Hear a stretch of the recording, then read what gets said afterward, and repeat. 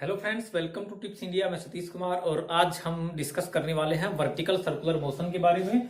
इससे previous video lectures में हमने हॉरिजॉन्टल सर्कुलर मोशन पढ़ा था, जिसमें हमने turning of A car, banking of road या कितने टाइप के एक्सेलरेशन होंगे सर्कुलर मोशन में, ये सब कुछ हमने डिस्कस कर लिया था।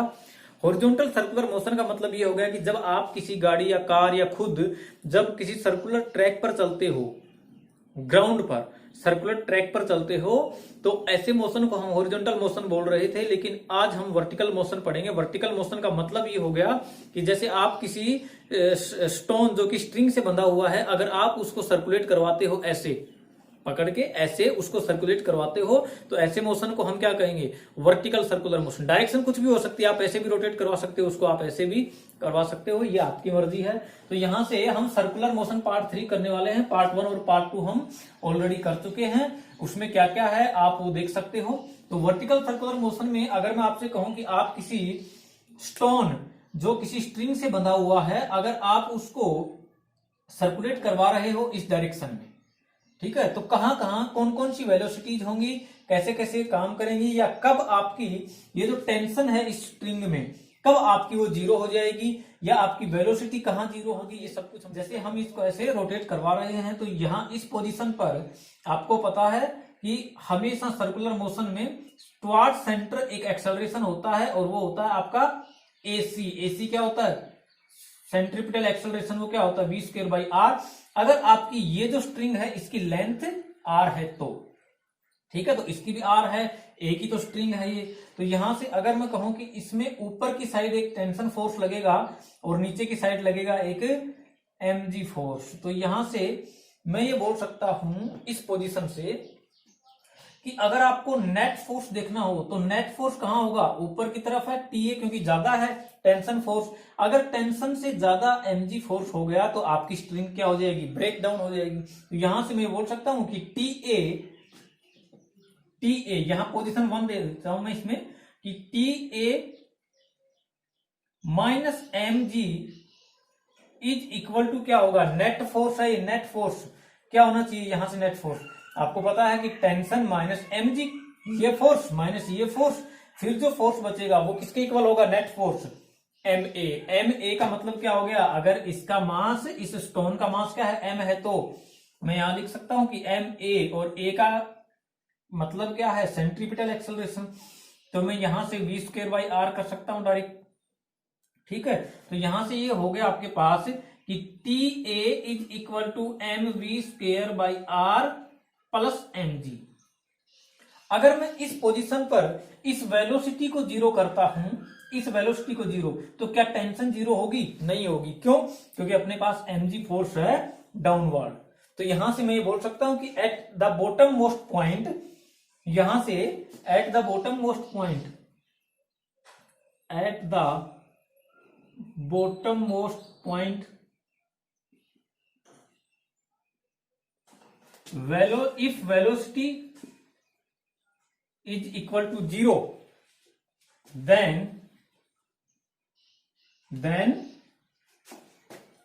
tension TA will not equal to 0। ठीक है, ये बहुत बार एग्जाम में आया हुआ है कि अगर आपको बॉटम मोस्ट पॉइंट पर आपकी वेलोसिटी अगर जीरो कर दें तो क्या टेंशन फोर्स जीरो होगी? तो नहीं होगी, टेंशन फोर्स जीरो नहीं हो सकती। क्यों? क्योंकि यहां से हमें पता है इस रिलेशन से कि TA is equal to mv²/r plus mg। अगर मैं v को जीरो कर दूं तो ये टर्म जीरो हो जाएगी, लेकिन बचेगा क्या? mg। इसलिए टेंशन फोर्स कभी जीरो नहीं होगा eight the bottom most point, ठीक है। अगर मैं आपको इस पोजीशन पर दिखा देता हूं इसको कि अगर यहां किसी पोजीशन B पर अगर मैं देखता हूं कि टेंशन क्या कभी जीरो हो सकती है, तो यहां से हम देखते हैं कि टेंशन होगी आपकी यहां पर TB, tension eight point B या पोजीशन B। तो यहां से कौन कौन से ऐसे एक्सेलरेशन होंगे जो इसमें काम करेंगे? अब आपको पता है कि एक एक्सेलरेशन तो हमेशा टुवर्ड सेंटर होता है सर्कुलर मोशन में, और वो क्या है? AC। लेकिन इसमें एक एक्सेलरेशन और होगा, और वो होगा आपका नीचे की तरफ। कौन सा? आपका एक्सेलरेशन होगा टेंजेंशियल एक्सेलरेशन। जब हमने प्रीवियस वीडियो लेक्चर में देखा था तो पता किया था कि टेंजेंशियल एक्सेलरेशन क्या होता है, तो ठीक है। तो यहां से अगर मैं AT लेता हूं एक्सेलरेशन या टेंजेंशियल एक्सेलरेशन, तो इसकी तरफ कोई फोर्स होना चाहिए। वो फोर्स कौन सा है? आपको पता है कि इस साइड तो mg फोर्स है, नीचे की साइड। तो यहां से अपने पास दो नेट फोर्स हो गए हैं, दो आपके पास एक्सेलरेशन है। तो हम क्या करेंगे इसमें कि अगर टुवार्ड सेंटर जब हम देखते हैं तो आपको इस पोजीशन 2 पर आपको एक पता चलता है कि टेंशन बी, ठीक है, ये टेंशन बी या tension at B is equal to M V square by R. अब आपको पता है कि एम ए क्या है, ए क्या है, यहां पर वी स्क्वेयर बाई आर है। और आपको पता है कि M G is equal to कितना है, तो आपको ये भी पता है कि M G is equal to क्या होता है, या नेट फोर्स है नीचे की तरफ, तो आप क्या लिख सकते हो, एम इंटू ए। और ए इस साइड में कौन सा है, टेंजेंशियल एक्सेलरेशन है। तो यहां से हम ये बोल सकते हैं कि एम से एम कैंसिल कर देते हैं यहां से, और A T is equal to हो गया आपके जी के बराबर। इट मीन्स ये जो टेंजेंशियल एक्सेलरेशन है ये कौन सा है, जी, ग्रेविटी वाला एक्सेलरेशन। तो यहां से हम ये बोल सकते हैं कि जब आप इस पोजीशन पर, पोजीशन बी पर जब आप वेलोसिटी को जीरो कर देते हो, तो यहां से मैं लिख सकता हूं कि इफ एट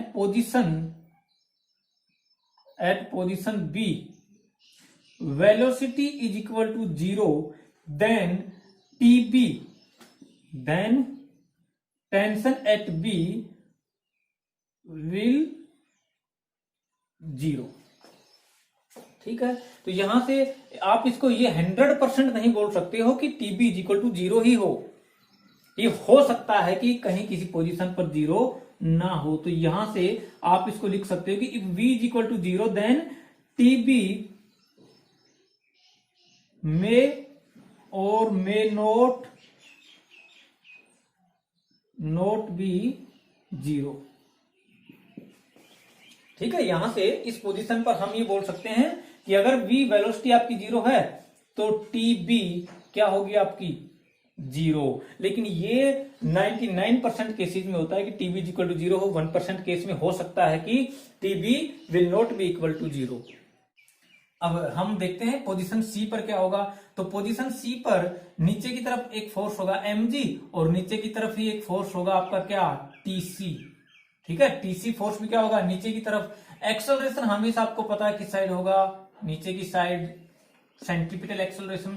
तो इसमें नेट फोर्स हमेशा नीचे की साइड है। अगर आपका नेट फोर्स इस साइड भी होता तो कोई ना कोई एक्सेलरेशन तो होना चाहिए था। लेकिन अगर मैं यहां कहूं कि एक्सेलरेशन सिर्फ नीचे की साइड होगा, क्योंकि फोर्स, नेट फोर्स किधर है अपना, नीचे की साइड। इसमें भी देखना आप, सिर्फ इस सी डायरेक्शन में आपका नेट फोर्स आ रहा था, इसलिए हमने सेंट्रीपिटल एक्सेलरेशन लिया।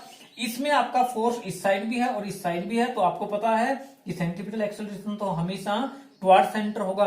और टेंजेंशियल एक्सेलरेशन क्या होगा, टेंजेंशियली काम करेगा अगर कोई फोर्स है तो यहां से मैं ये बोल सकता हूं कि नेट फोर्स क्या होगा, नेट फोर्स हो जाएगा आपका mg plus TC is equal to m into V square by R. तो यहां से टीसी क्या होगा, तो TC is equal to M V square by R minus M G. तो यहां से हम ये बोल सकते हैं, देखिए इस इक्वेशन से हम अगर ये कहें कि यार v इज इक्वल टू अगर जीरो कर दें, हम v is equal to zero कर दें, तो उसके जीरो होने से पहले टीसी जीरो हो जाएगी, क्योंकि माइनस एम जी है, देखना। तो यहां से मैं ये बोल सकता हूं कि एट द अपर मोस्ट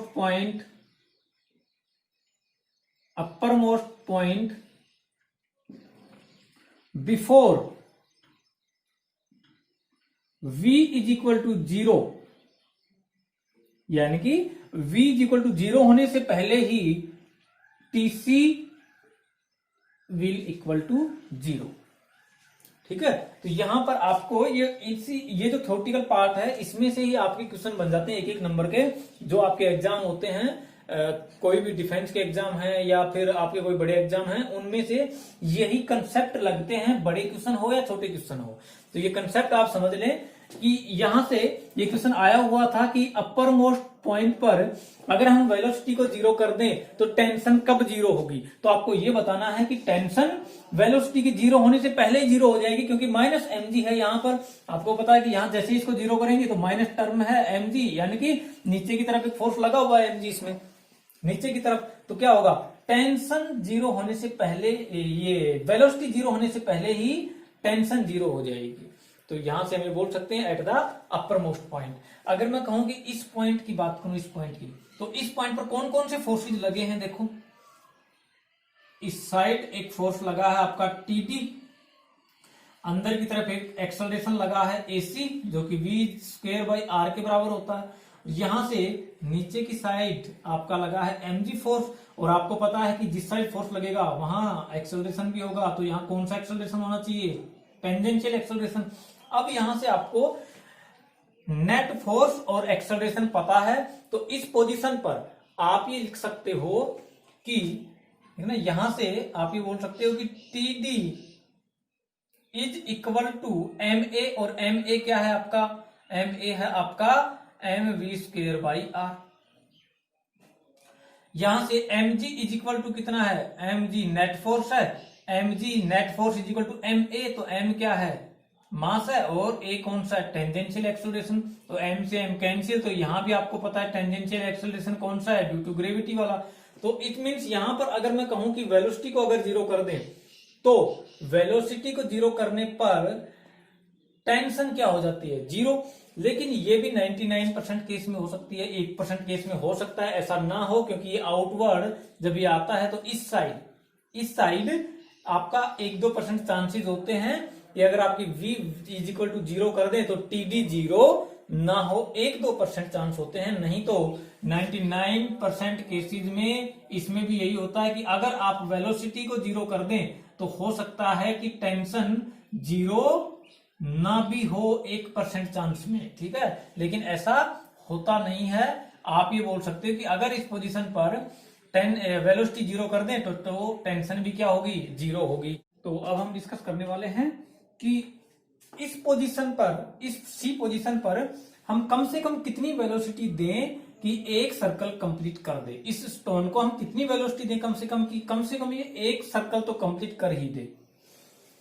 तो मैं यहां से इसके लिए ये बोल सकता हूं कि जो टीसी है, टेंशन इन सी या टेंशन एट पोजीशन सी पर, मैं बोलूं कि should be greater than equal to zero, तभी तो यहां से ये इस साइड आएगा और कंप्लीट एक सर्कल कर सकता है। ये पहली कंडीशन है इसकी। तो यहां से हम ये बोल दें कि टीसी इज इक्वल टू क्या है, mv²/r minus mg is greater than equal to zero. ये होनी चाहिए कंडीशन इसमें। तो यहां से देखिए, जब आप mv²/r is equal to mg करते हो या ग्रेटर देन इक्वल टू जब mg करते हो तो m से m कैंसिल, और जो वेलोसिटी आई वो should be greater than equal to क्या हो जाएगा, √gr। यहां से तो ये जो वेलोसिटी आई है, ये वेलोसिटी वो मिनिमम वेलोसिटी है जिससे कम अगर आपने वेलोसिटी की इस पोजीशन सी पर, तो ये एक सर्कल कंप्लीट नहीं कर पाएगा, कहीं बीच में ही रुक जाएगा या टेंशन जीरो हो जाएगी। कहीं भी बीच में, यहां से यहां तक कहीं भी बीच में क्या हो जाएगी, टेंशन जीरो हो जाएगी, अगर आपने वेलोसिटी को इस gr या √gr से कम कर दिया तो इस पोजीशन पर, ठीक है। अगर मैं कहूं कि यार इस पोजीशन पर या बॉटम मोस्ट पॉइंट पोजीशन पर क्या होगी, वो कम से कम वेलोसिटी, जिस वेलोसिटी से अगर मैं किसी स्टोन को इस साइड सर्कुलेट करवाऊं तो वो एक सर्कल कंप्लीट कर दे विदाउट टेंशन जीरो हुई। तो मैं यहां से लिख सकता हूं कि मिनिमम वेलोसिटी रिक्वायर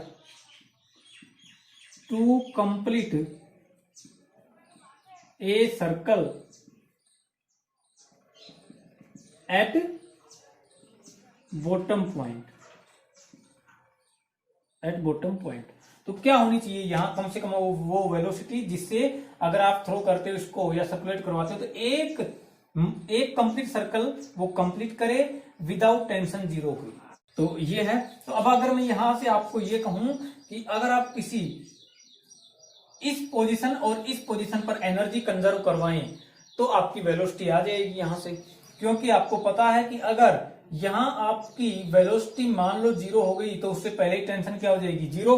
तो अगर टेंशन जीरो हो गई तो ये एक कंप्लीट सर्कल नहीं कर पाएगा इस साइड, ये कहीं बीच में ऐसे गिर जाएगा, ठीक है। तो यहां से मैं बोल सकता हूं कि अगर मैं यहां कंजर्व करवाता हूं एनर्जी, तो आपको पता है कि इस पोजीशन पर आपकी जो इनिशियल पोटेंशियल एनर्जी है वो क्या होगी, वो आपको पता है कि जीरो हो जाएगी, क्योंकि हाइट क्या है ग्राउंड से जीरो है। तो मैं यहां से बोल सकता हूं कि पोटेंशियल एनर्जी जीरो है। काइनेटिक एनर्जी क्या हो जाएगी, एट पोजीशन बी लेते हो आप इसको, एट पोजीशन ए, तो एट पोजीशन ए पर क्या हो जाएगी आपकी kinetic energy.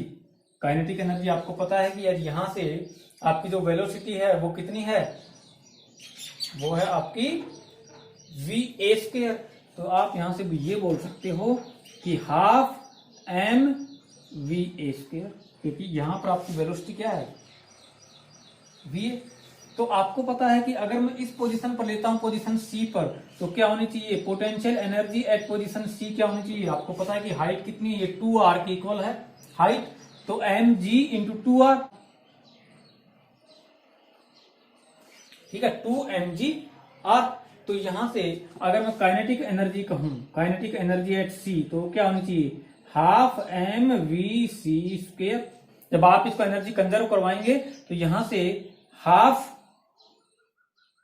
This plus this equal to this plus this, तो यहां पर ये जीरो है तो आप इसको छोड़ सकते हो और ये लिख सकते हो डायरेक्ट कि v A square is equal to 2mg/r plus half M we c का स्क्वायर, ठीक है। तो यहां से जब आप इस 2 को हटाएंगे तो ये हो जाएगा आपका 4, तो आप ये लिख सकते हो m से एम बी आप कॉमन लेके काट सकते हो, तो यहां से आपकी आ जाएगी आप ये वी ए का स्क्वायर इज इक्वल टू ये हो गया आपका 4g/r, और यहां से आपको पता है कि m तो कैंसिल हो ही गया था, 2 भी कैंसिल हो जाएगा क्योंकि यहां हमने 4 कर दिया, इज इक्वल टू हो जाएगा आपका ना प्लस हो जाएगा आपका ये वी सी का स्क्वायर, ठीक है। तो यहां से आप ये चीज निकाल सकते हो कि यार वी सी स्क्वायर क्या होगा, तो वी सी स्क्वायर आपका या वी एट सी आपका क्या है यहां पर ये है आपका जी आर, तो यहां से 4g/r प्लस इस चीज को आप देखते हो तो रूट ऊपर स्क्वायर लगा है तो ये कैंसिल हो जाएगा आपका और बचेगा आपके पास क्या g/r, और ये हो जाएगा आपका V A is equal to √5g/r। तो ये वो मिनिमम वेलोसिटी है at the bottom most point, जिस वेलोसिटी से अगर आप एक यहां से किसी पार्टिकल को या किसी भी ऑब्जेक्ट को थ्रो करते हो तो एक सर्कल कंप्लीट कर लेगा, √5g/r होगी वेलोसिटी। तो अगर आपने इससे कम वेलोसिटी दी है तो ये कंप्लीट सर्कल नहीं कर पाएगा। अब अगर मैं ये कहूं कि if the particle is not able to complete the circle, is not able to complete the circle। अगर मैं यहां से किसी पार्टिकल को थ्रो करता हूं और ये पार्टिकल कंप्लीट सर्कल ना कर पाए, तो कंप्लीट सर्कल नहीं करेगा, इसका मतलब इस पोजीशन से और इस पोजीशन के बीच में कहीं ना कहीं टेंशन जीरो होगी, या हो सकता है यहां से यहां जीरो हो जाए इस एरिया में। तो मैं ये बोल सकता हूं कि सबसे पहली कंडीशन तो ये होगी, अगर आपको अपर मोस्ट देखना है, अपर मोस्ट पार्ट के लिए, इस पार्ट के लिए, अपर पार्ट के लिए, तो यहां से आपकी जो वेलोसिटी है एट बी वो ग्रेटर देन इक्वल टू 0 होनी चाहिए। सबसे पहली कंडीशन ये होगी कि अपर मोस्ट पार्ट में जाए, अपर मोस्ट वाले पार्ट में जाए। तो यहां से अगर मैं ये कहूं कि एनर्जी कंजर्व करवाता हूं यहां और यहां, तो क्या होगी आपकी जो पोटेंशियल एट बी है वो क्या हो जाएगा mg/r, क्योंकि ये जो हाइट है ये कितनी है r है, तो mg इंटू एच, तो h क्या है r। अब आपकी पोटेंशियल एनर्जी के बाद आप काइनेटिक एनर्जी जब देखते हो एट बी, तो काइनेटिक एनर्जी कितनी हो जाएगी हाफ एम वी बी का स्क्वायर, और अगर आप इस जगह देखते हो पोटेंशियल एनर्जी और काइनेटिक एनर्जी, तो क्या होगी देखिए u at a is equal to 0 और k a is equal to क्या हो जाएगा हाफ एम वी ए का स्क्वायर। आपको पता है काइनेटिक एनर्जी एट a क्या हो जाएगा हाफ एम वी स्क्वायर, तो v क्या है यहाँ पर a है, एट पोजीशन a पर, इसलिए हमने ले लिया V A.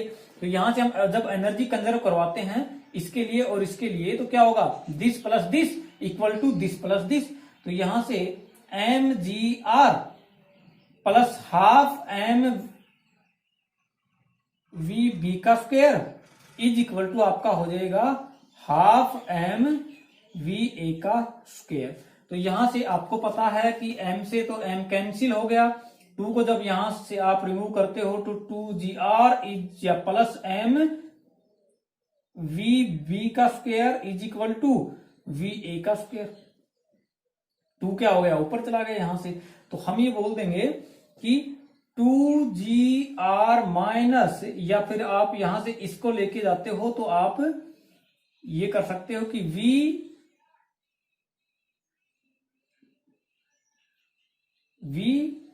B square is equal to V A square minus 2gr।